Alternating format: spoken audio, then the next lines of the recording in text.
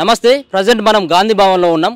ఒక పక్కన రాష్ట్ర రాజకీయాలు ఒక పక్కన వేడెక్కుతా ఉన్నాయి, మరొక పక్కన బీజేపీ పార్టీ, మరొక పక్కన బీఆర్ఎస్ పార్టీ, రెండు పార్టీలు కాంగ్రెస్ పార్టీ పైన విరుచుకుపడుతున్నటువంటి పరిస్థితి. నిన్న డీకే అరుణ చేసినటువంటి వ్యాఖ్యలు కావచ్చు, మరొక పక్కన అరవింద్ కేజ్రీవాల్కి ఢిల్లీలో సంబంధించినటువంటి కాంగ్రెస్ పార్టీ మద్దతు పలుకుతూ ఉంటే ఇక్కడ కల్వకుంట్ల కవితకు సంబంధించినటువంటి విషయంలో కాంగ్రెస్ పార్టీ మరి ఎందుకు మద్దతు పలకట్లేదు అన్నటువంటి అంశాలను కూడా ఓసారి మాట్లాడేటువంటి ప్రయత్నం చేద్దాం. మనతో పాటు కల్వ సుజాత గారు, ఒక పక్కన వైశ్య కార్పొరేషన్ చైర్మన్, టీపీసీసీ అధికార ప్రతినిధి కల్వ సుజాతతో ఉన్నాం. మేడం నమస్తే. మేడం నమస్తే. నిన్న డీకే అరుణ చేసినటువంటి వ్యాఖ్యలను ఏ విధంగా చూసుకోవచ్చు? ఎమ్మెల్సీగా ఎమ్మెల్యేగా ఉన్నప్పుడు నువ్వేం పీకినావు అని చెప్పేసి రేవంత్ రెడ్డిని ఉద్దేశిస్తూ మాట్లాడినటువంటి మాటలు చూసుకోవచ్చు. దీన్ని మీరు ఏ విధంగా పరిగణిస్తారు? ఒక మహిళ అయ్యుండి ఆ మాట మాట్లాడినప్పుడు నేను కూడా అదే ధీటుగా సమాధానం చెప్పాలి. మా ముఖ్యమంత్రి దాకా వద్దమ్మా, నువ్వు నా దగ్గర దాకా చాలు, నేనే నీకు సమాధానం మస్తిస్తాను. నేను గతంలో చెప్పిన, ఇప్పుడు కూడా చెప్తున్నా డీకే అన్నమ్మకి.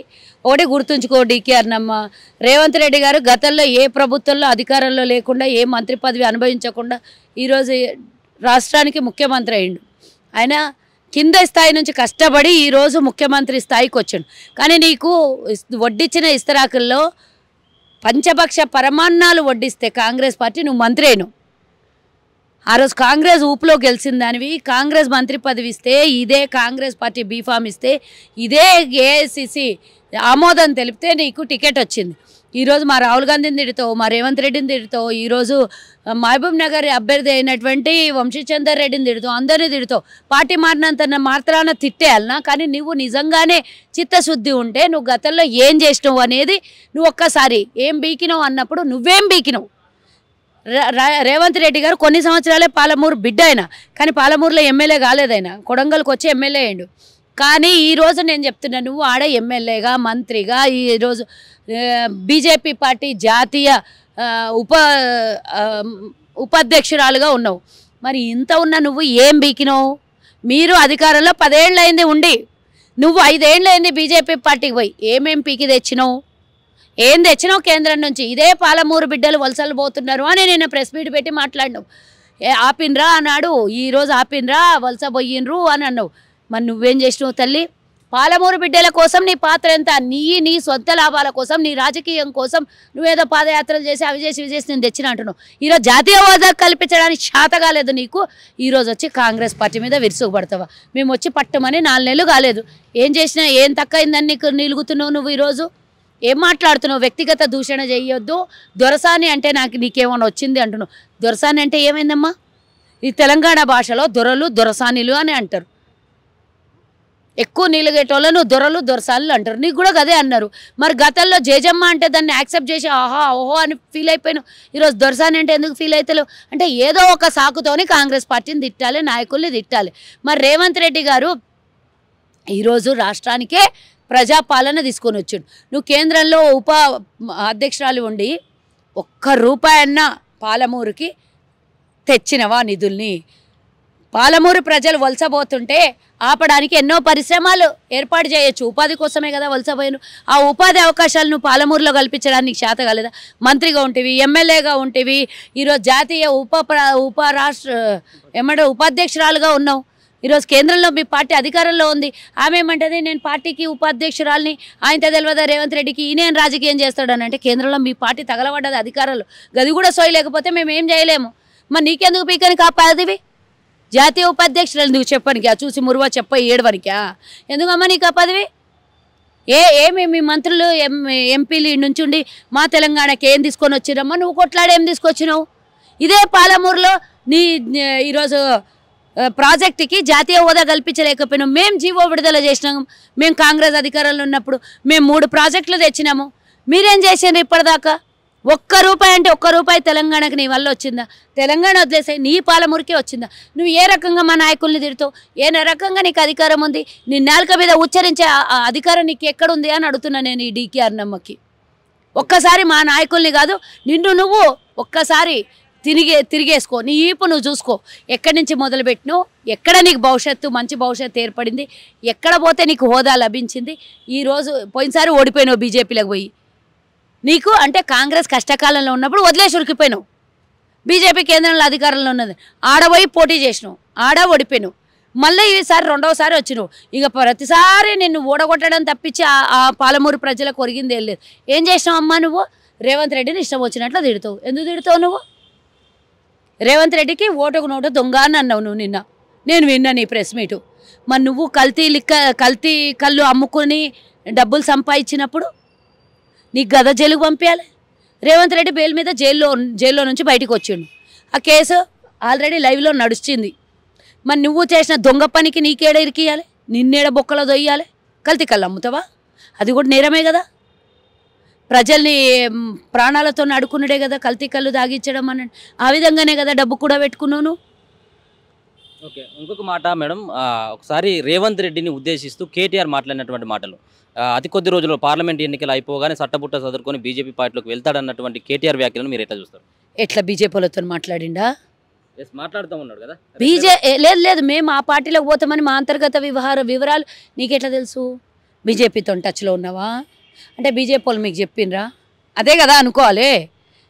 రేవంత్ రెడ్డి వస్తాడని నీకు బీజేపీ వాళ్ళు చెప్పినా? మా పార్టీలో నుంచి అయితే ఎవరు చెప్పరు కదా నీకు.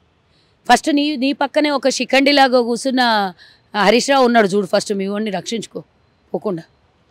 మా ముఖ్యమంత్రి ఈడ ఇంత మంచి హోదా కల్పించింది కాంగ్రెస్ పార్టీ. ఈరోజు ఆయనను ముఖ్యమంత్రిని చేసింది. ఈరోజు కాంగ్రెస్ పార్టీ హక్కునే చేర్చుకున్నది. తెలంగాణ ప్రజలు హక్కునే చేర్చుకున్నారు. ఎవరు కూడా అతి తెలివి తక్కువ పనులు మీలాంటి వాళ్ళు తప్పించి ఎవరు చేయరు. మీరు అట్లాంటి అహంకారమైనటువంటి వ్యవహారం నడిచింది కాబట్టి మీకు ఇట్లా బండకేసి బట్టలు లేకపోతే బొంత ఎట్లా ఉతుకుతారో అట్లా ఉతికిండ్రు ప్రజలు. అయినా సిగ్గు శరం లేదు. ఉన్నోళ్ళందరూ ఊడిపోతున్నారు, అడికెళ్ళి ఉన్నోళ్ళందరూ పోతున్నారు. మాకు టికెట్లు కాలు మొక్తా అంటే కూడా టికెట్లు తీసుకొని రెడీ లేరు. అయినా మీ అహంకారం తగ్గకపోతే ఇంకేం చేయాలి? అడిగి ఏమున్నదని ఉంటారు. పోనీ బీజేపీలో ఏమున్నదని అడిగి ఎవరైనా పోతాడు. అడిగి ఏమున్నది? ఎంత 8 మంది ఉన్నారు, వాళ్ళ దగ్గర పోతారా? ఏం చేస్తారు అడిగి పోయి? ఇంకా ముఖ్యమంత్రి పదవి కన్నా మీరు ఏమైనా పీకే పదవి ఇంకేమన్నా ఇస్తారా మా రేవంత్ రెడ్డి గారికి? ఫోన్ ట్యాపింగ్ విషయాన్ని ఏ విధంగా చూస్తారు? ఫోన్ ట్యాపింగ్ లో చాలా కీలకమైనటువంటి వ్యక్తులు ఉన్నారు దీంట్లో. అంతేకాకుండా సినీ తారల ఫోన్లను కూడా ట్యాప్ చేసినటువంటి వార్తలు. ఈ ప్రెస్టేషన్ అంతా కేటీఆర్ హరీష్ రావుకు ఉన్న ప్రెస్టేషన్ అదే. దాన్ని డైవర్షన్ చేసి ఇంకో రకంగా టాపిక్లు మార్చేస్తున్నారు. ఈరోజు రేవంత్ రెడ్డికి ఓటు నోటు దొంగ అని మీరు అందరు తిడతారు కదా. ఈ ఫోన్ ట్యాపింగ్ చేయడం దేన్ని అంటారు మరి? అంతకన్నా పెద్ద నేరం కదా. ఒక వ్యక్తి ప్రైవేటు వివరాలని మీరు సేకరించిర్రు అని అంటే ఆ ప్రైవేటుకు వాళ్ళకి సంబంధించినటువంటి పర్సనల్ వ్యవహారాలలో మీరు ఫోన్ ట్యాప్ చేసి విన్నరు అని అంటే దానికన్నా పెద్ద నేరం ప్రపంచ చరిత్రలో ఇంకేమన్నా ఉంటుందా? ఏ లాలోనన్నా అడగండి, ఏ జ్యుడిషియల్లోనన్నా అడగండి, అది ఎంత పెద్ద నేరమో. మరి మీకు ఏడబెట్టాలి ఒకే మాటని కొన్ని లక్షల సార్లు అన్నారు రేవంత్ రెడ్డి గారికి. మిమ్మల్ని అందరినీ దొంగల్ని ఏడబెట్టాలి. ఓడేమో ఉరికిపోయి అమెరికాలో దాచుకుంటాడు, ఒకడేమో ఏమో అన్నాడు కదా పిచ్చకుంట్లోడో ఏమో అన్నారు, 4గురిని పట్టుకున్నారో ఏదో అయితే అయిపోయిందా అని అన్నాడు కేటీఆర్. మరి చేసినట్లు ఒప్పుకున్నట్టే కదా, మీరు చేపించినట్లే తెలుసు కదా. ఈరోజు అంత పెద్ద తప్పు పనిని చేసి దాన్ని దాటేయడానికి దాన్ని చాటేసుకోవడానికి ఇట్లా రైతులు చచ్చిపోయినరు. రేవంత్ రెడ్డి ఎన్నికలు అయిపోయినాక పార్టీ ఇడిచిపెట్టి పోతాడు.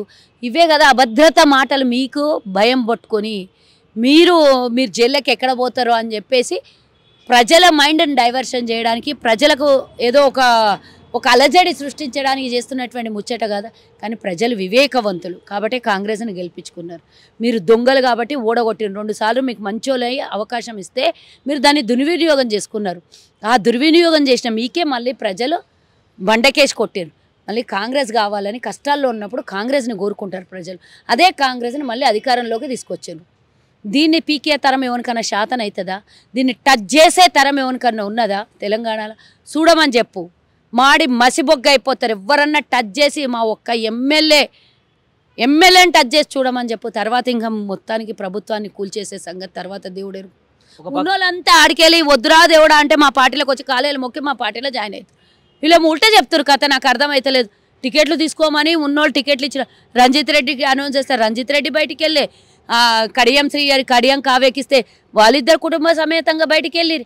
ఇక ఇంకెంతమంది రావాలి మీకు అంటే పూర్తి కాలేయిన దాకా ఇజ్జత్ తీసుకొని మొత్తం ముగ్గురు తల్లి కొడుకు బావమరిది అందరు జైలుకు పోయిన దాకా మీకు ప్రశాంతత లేనట్టుంది. ఒక పక్కన కల్వకుంట్ల కవిత సంబంధించిన లిక్కర్ స్కామ్లో అరెస్ట్ అయిపోయింది.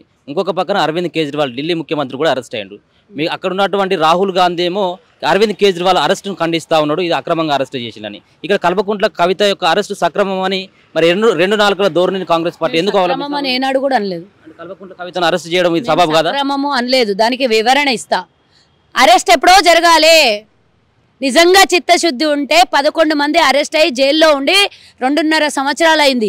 అప్పుడే A1, A2, A3 నుంచి A12 వరకు ఉన్నటువంటి ప్రతి ఒక్కళ్ళు జైల్లో ఉండాలి. A12 అయిన కవిత ఎందుకు బయట ఉంటుంది? మిగతా A11 వాళ్ళు ఎట్లుంటారు? ఇదే మాట నేను కేజ్రీవాల్ విషయంలో మా రాహుల్ గాంధీ గారు మాట్లాడిన విషయానికి నేను ఒక సమాధానం చెప్తా. ఆయన ఒక ముఖ్యమంత్రి నిజంగానే తప్పు చేసింటే కేంద్రంలో మీరు అధికారంలో ఉన్నారు. ఈరోజు ఢిల్లీ నడుబొడ్డున ఉండేది మీరే. 24 గంటలు మీకు ఆ రాష్ట్రంతో పనే ఉంటుంది. మరి అట్లాంటప్పుడు ఆయనను ఎప్పుడో అరెస్ట్ చేయాలి? ఎన్నికల ముందు ఇది రాజకీయం చేసినట్టు కాదా? ఎన్నికల ముందు ఇది నయవంచన కాదా? ఇన్ని రోజులు ఎందుకు చేయలేదు? ఆయన బెయిల్ ఎందుకు నిరాకరించింది? కవిత విషయం పక్కన పెడదాం, ఇక్కడ రాజకీయం ఇద్దరు కలిసి చేసి నేను ఎప్పుడో చెప్పిన కేసీఆర్ బిడ్డను పావులాగా వాడుకొని ఎన్నికల సమయంలో బిడ్డను అరెస్ట్ చేపిస్తాడు అని చెప్పిన, దానికి కూడా వెనుకకు పోడు అని చెప్పిన. ఇది రాజకీయ లబ్ధి, కానీ అది కక్షపూరితమైనటువంటి వ్యవహారము. ఎప్పుడో చేయాల్సినటువంటి పని ఇప్పుడు చేసిండ్రు. ఎన్నికల ప్రచారాల్లో పాల్గొనొద్దు. కాంగ్రెస్ కూటమితో జతగలిపిన వాళ్ళందరినీ ఏదో ఒక రకంగా నయానా భయానా కేసుల పరంగా, లేకపోతే ఐటీ దాడులు, ఈడీ దాడులు, జైళ్ళు, రకరకాల ఇబ్బందులు పెడితేనే కదా అధికారంలోకి రాదు. మీరు అబ్కి బార్ 400 సీట్ అని ఎట్లా అంటారు? మీరు ఇవన్నీ భయంతోనే కదా అందరికీ. ఈయనేమో వచ్చి సర్జికల్ స్ట్రైక్ చేస్తామంటాడు మోదీ, ఒక ప్రధానమంత్రి. ఆయన పెద్ద మనిషి హోదాలో ఒక దేశానికి ప్రధాని ఉన్నాడు. ఒక రాష్ట్రాన్ని వచ్చి ఇక్కడ సర్జికల్ స్ట్రైక్ అవుతుంది అని అంటాడు. ఒకడు వచ్చేమో 48 గంటలలో ఊడిపోతుంది. ఏం దొంగల్లారా, మీరు 10 సంవత్సరాలు అధికారంలో ఉండొచ్చు. ఈరోజు ప్రజలు ఎన్నుకున్నటువంటి మా ప్రభుత్వం ఎందుకు 10 ఏళ్ళు ఉండొద్దు? మీరు అక్రమంగా సంపద దోచుకున్నారు దేశాన్ని, రాష్ట్రాన్ని. మేము సక్రమంగా దారిలో పెట్టి గాడిలో పెట్టి ప్రజాపాలన చేస్తుంటే ఓర్వలేక ప్రజల్ని మళ్ళీ నలిపేయడానికి, చీమల్లాగా నలిపేయడానికి మళ్ళీ మీ ప్రభుత్వం రాలే, మా ప్రభుత్వాన్ని కూల్చేయాలి. ఎందుకు? మీకు ఎవరిచ్చిండ్రు ఈ అధికారము? ఈ మాట్లాడడానికి మీకు ఎవరిచ్చిండ్రు ఈ రైట్ అని నేను అడుగుతున్నా. మీరందరూ దొంగలందరూ గుమిగూడి కాంగ్రెస్ పార్టీని ఉండకుండా చేద్దామని మీరు ఎప్పుడెప్పుడైతే ఆ ఆకాంక్ష కడుపులో నింపుకుంటారో అప్పుడప్పుడే ప్రజలు మిమ్మల్ని గోడకేసి కొడితే కాంగ్రెస్ని బంతి ఎట్లా వాపసు వస్తుందో మళ్ళీ కాంగ్రెస్ అట్లా అధికారంలోకి వస్తుంది. మీ అహంకారమే మీకు అట కేంద్రంలో తలకెక్కింది, ఇక్కడ రాష్ట్రాల్లో వీళ్ళకి తలకెక్కితే నీలకేసి కొట్టిండు. ఇప్పుడు కేంద్రంలో వాళ్ళకి తలకెక్కింది కాబట్టి ఆ తలకెక్కిన కండ్లని అహంకారాన్ని దించడానికి మళ్ళీ ప్రజలే ఓటు రూపంలో వేస్తారు. వాళ్ళకు బ్యాలెట్ ఓటింగ్ అన్నా భయం, వాళ్ళకి ఏ రాష్ట్రంలో కాంగ్రెస్ అధికారంలో ఉండాలన్నా భయం. ఏ పార్టీ కూడా కాంగ్రెస్తో పొత్తులో ఉండనీయకుండా పార్టీని కూల్చేయడం వాళ్ళ భయం. ఇంకేం చేసిండు అయ్యా మీరు? దేశానికి చేసిన అభివృద్ధి ఏంది? మేము 170 సంస్థల్ని, దేశాల ఆర్థిక సంస్థల్ని నిర్మాణం చేస్తే 40-50 సంస్థల్ని మీరు అమ్ముకున్న చరిత్ర మీది. ఈరోజు అదానీ అంబానీకి మొత్తం అంటగట్టి ఈరోజు అదానీ అంబానీకి షాడో సీఎం పిఎంలుగా పనిచేస్తున్న మీరు మా పార్టీ గురించి, మా నాయకుల గురించి, మా వాళ్ళ గురించి, మా కాంగ్రెస్ పార్టీ గురించి మాట్లాడుతూ ఈరోజు బ్యాంకులలో వచ్చినటువంటి డబ్బు ఎవరిది? కృష్ణారెడ్డి వేస్తాడు మీకు డబ్బులు. కృష్ణారెడ్డికి మీకేం సంబంధం? తెలంగాణతో మీకేం సంబంధం? తెలంగాణలో అధికారంలో లేరు మీరు. ఇంకొక పక్కన నిన్న కల్వకుంట్ల చంద్రశేఖరరావు మాజీ ముఖ్యమంత్రి ఆల్రెడీ నిన్న పర్యటన చేయడం జరిగింది. రైతుల దగ్గరికి వెళ్ళి పరామర్శించేటువంటి ప్రయత్నం చేసిండు. ఎండిన పంటలను కూడా చూడడం జరిగింది. దీనిపైన విమర్శలు చేసేటువంటి కాంగ్రెస్ పార్టీ ఇప్పటి వరకు రైతులకు ఏం చేసిందంటే ఒక మాటలో ఏం చెప్తారు? ఏం చేయలేదు కాంగ్రెస్ పార్టీ. మీలా కళ్ళు మూసుకొని నిద్రపోయినామా? లేకపోతే గద్ద కళ్ళు లాగా సగం కళ్ళు తెరిచి సగం కళ్ళు నిద్రపోయినామా? మేము 24 గంటలలో 15 గంటలు మా ప్రభుత్వం పనిచేస్తుంది. మొన్న అకాల వర్షం వల్ల, వడగళ్ల వర్షం వల్ల నష్టపోయిన వాళ్ళకి 10 వేలు మేము ప్రకటించినాం, ఎకరాకి 10,000. ఈరోజు ఎండ ఎవరు కూడా చేతులతో తీసుకొని వచ్చి మీరు కరోనా టైంలో ఒక అనాల్సిల్ ట్యాబ్లెట్ వేసుకుంటే, క్రోసిన్ ట్యాబ్లెట్ వేసుకుంటే తగ్గుతుందని మాట్లాడిన కేసీఆర్ లాంటి మాటలు మా ఉండవు. ఈరోజు అత్యధిక శాతం ఉష్ణోగ్రత వల్ల పంట ఎండిపోతుంది. అది ప్రకృతి వైపరీత్యం కానీ కాంగ్రెస్ చేసింది కాదు కదా. మేము వచ్చి 3 నెలలు అయ్యింది. దాంట్లో చనిపోయిన రైతులు 200 మంది అంటున్నారు. సిగ్గు శరం ఉన్నోడు ఎవరన్నా ఈ మాటలు మాట్లాడితే నాలుక కోస్తామని చెప్పండి. అబద్ధాల మాటలు మాట్లాడితే డేటా తీసి ఇవ్వండి కరెక్ట్గా, ఎవరు చచ్చిపోయినారు, ఎందుకు చచ్చిపోయినారు అనేది. ఉట్టిగానే హరీష్ రావు వచ్చి 140 మంది చచ్చిపోయిన అంటాడు, కేసీఆర్ వచ్చి 200. మీకే సరిగ్గా వ్యత్యాసం సరిగ్గా తెలియదు. ఎంతమంది చచ్చిపోయినారో మీకు తెలియదు. దాని మీద కాంగ్రెస్ పార్టీ మీద నూకాలని చూస్తారా మీరు? ఇవన్నీ చెల్లిపోయిన మాటలు, చిల్లిగవ్వ లాంటి మాటలు, సత్తు నాణ్యమైనటువంటి మాటలు, కేసీఆర్ మాటలు, బిడ్డ జైల్లో ఉన్నదన్నటువంటి ప్రెస్టేషను, అటు కొడుకు బిడ్డకి లిక్కర్ స్కామ్లో కొడుకు ఫోన్ ట్యాపింగ్లలో ఇరుక్కొని పోయినరు, కేసీఆర్ రేపో మాపో ఇరుక్కొని పోతాడు, ఆల్రెడీ హరీష్ రావు కూడా అలా ఇష్యూలలో ఉన్నాడు. ఇవన్నీ కుటుంబానికి చుట్టుకున్నటువంటి చిక్కులు. ఆ చిక్కులలో నుంచి పద్మవ్యూహంలో నుంచి బయటపడడం తెలియక కాంగ్రెస్ పార్టీ మీద ఆరిపోసుకుంటుండ్రు. ఈరోజు చిత్తశుద్ధితో, నీతి నిజాయితీలతో అధికారులు పనిచేస్తున్నారు, ప్రభుత్వం పనిచేస్తుంది. ఎక్కడ ఆనాడు చేసినటువంటి దోపిడీ ఏడేడుందో అన్నీ బయటికి తీసుకురు. అవే కదా మీకు భయం పుట్టుకున్నది. ఎవడెవడు అజయ్ రావా, ఈ రావా, ఆ రావా, ఏ రావా, ఎట్లే రావా, మంటలే రావా, అందరు రావులు దోపిడీ చేసింది బయటికి తీస్తున్నాం కదా.